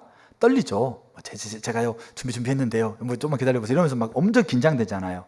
뭐 이렇게 담대한 사람이 잘 안 되지만 저 같은 소심한 사람들은 뭐 10명 앞에만 모르는 사람 서도 막 말하는 게 긴장이 된단 말이죠. 근데 지금 이 다윗은 어린아이예요. 10대 초반. 자, 수금을 잘 타고 하나님을 예배 잘하고 있는 거, 그 하나 때문에 지금 왕 앞에 발탁이 됐어요. 자, 왕이 발탁이 됐는데 왕의 상태가 어떤 상태입니까? 자, 괜찮아. 그러니까 13살짜리 꼬맹이가 있다 생각해 보세요. 수금을 타고 이제 수금을 들고 서 있었죠. 자, 왕이 앉아 있으면서 괜찮아, 실수도 괜찮아. 야, 네 노래 참 잘한다고 그러니까, 하나님 찬양에 참 좋다고 그러니까 내가 참 듣고 싶다. 괜찮아, 실수도 괜찮아. 그리고 이렇게 너의 이렇게 찬양을 들으면서 내가 참 즐거울 것 같아. 이러면서 막 목 닫아주고 칭찬해주고 괜찮아, 해봐. 이렇게 하고 있는 분위기냐? 아니죠. 사울이 제정신이 아닌 거예요.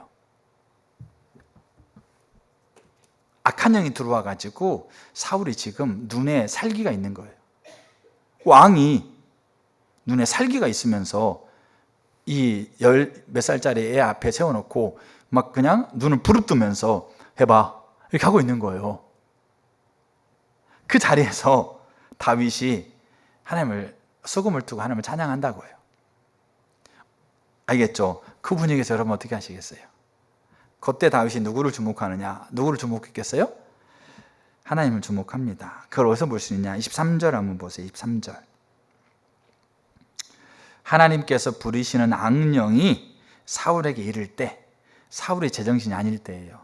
미쳐 날뛸 때입니다. 눈에 살기가 가득하고 불안, 뭐 좀만 건드리면 그냥 터져가지고 그냥 무슨 일이 벌어질지 모르는 그 폭탄 같은 상황에서 그때 다윗이 수금 들고 서는 겁니다.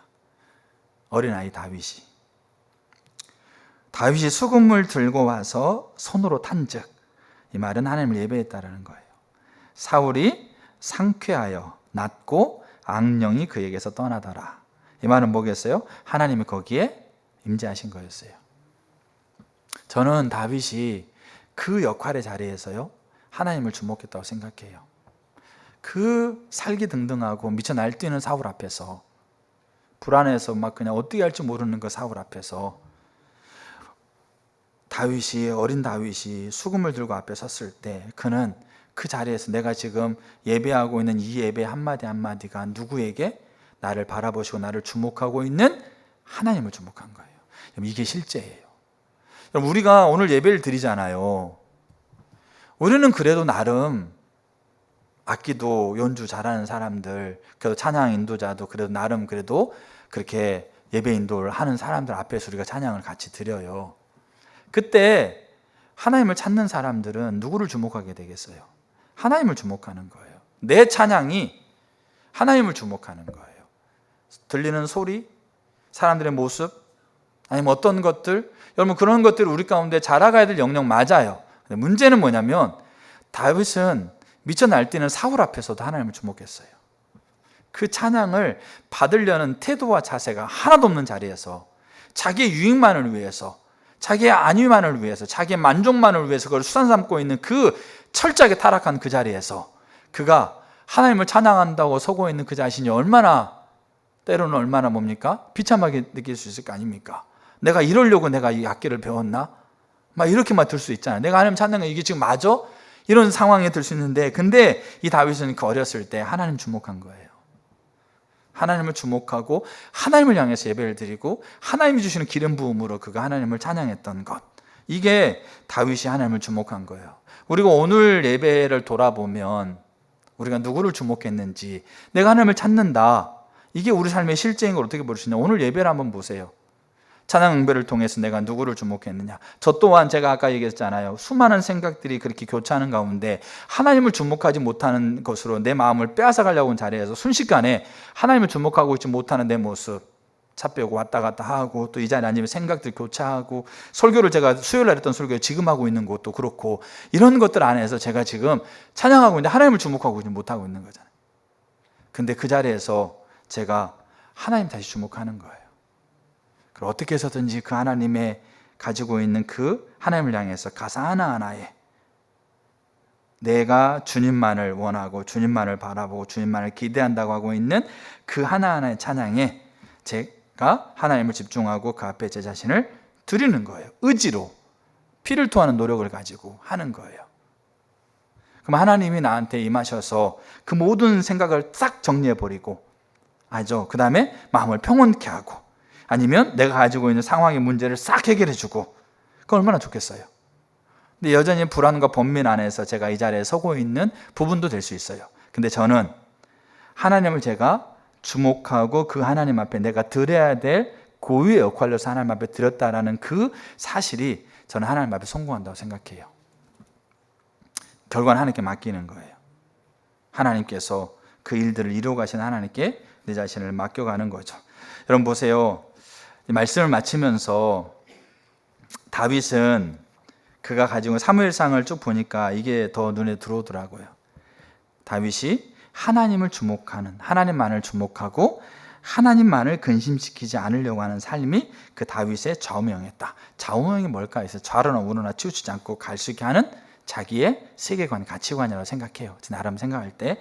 근데 다윗의 삶을 보니까 그 먼저 하나님이 자기를 주목하고 있다는 사실을 그가 진리로 받아들이고, 그도 하나님을 주목하는 것이 자기의 정체성을 자기가 주목하고 있는 하나님에게서 찾고, 자기의 역할의 자리에서 그가 하나님을 주목해서 하나님으로부터 오는 그 생명과 그 은혜로 그 일을 감당하고, 요게 그가 하나님을 주목하고 있는 것의 열매로 이 성경을 통해 보이는 것 같아요.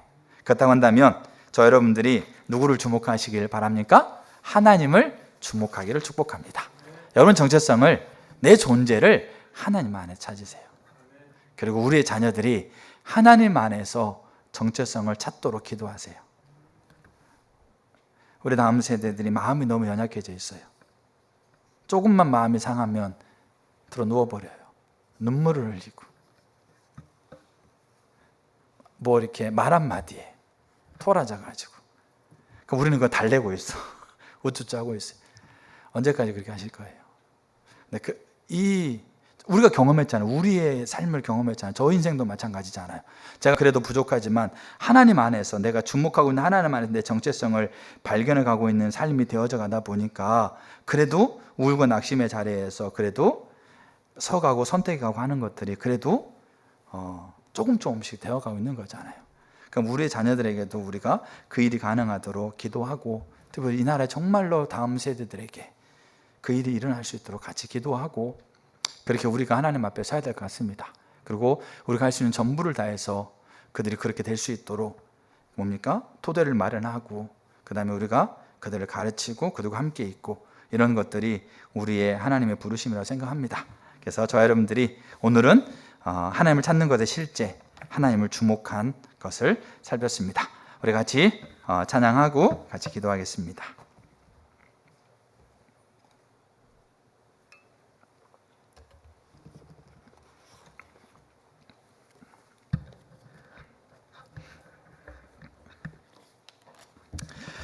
우리 추가곡 212장 우리 찬양하고요. 같이 하나님께 우리 자신들을 좀 돌아보셨으면 좋겠어요. 나는 하나님을 주목하고 있는가? 나는 내 자녀들이 하나님을 주목하기를 원하는가? 하나님을 주목하는 삶이 진정한 행복이고 가치 있는 삶을 살아갈 수 있다는 것을 나는 정말 동의하고 있는가? 나는 내 모든 역할의 자리에서 하나님을 주목하고 있는가? 예배, 일터, 가족, 남편을 대하고 아내를 대하고 자녀를 대하고 이웃을 대하고 나 자신을 대하고 이 땅의 피조세계를 대하면서 하나님을 주목하고 있는가? 우리가 우리 자신을 한번 이렇게 이런 것들을 한번 쭉 한번 점검해 보시게 되면 구멍이 보일 거예요. 내가 하나님을 주목하고 있지 않는 구멍이 보일 거예요. 그럼 그거요? 하나님 앞에 회개하고 하나님 앞에 결단하고 서는 거예요. 그렇게 우리가 하나님 앞에 서면 좋겠습니다. 주님, 우리에게 은혜를 부으십시오.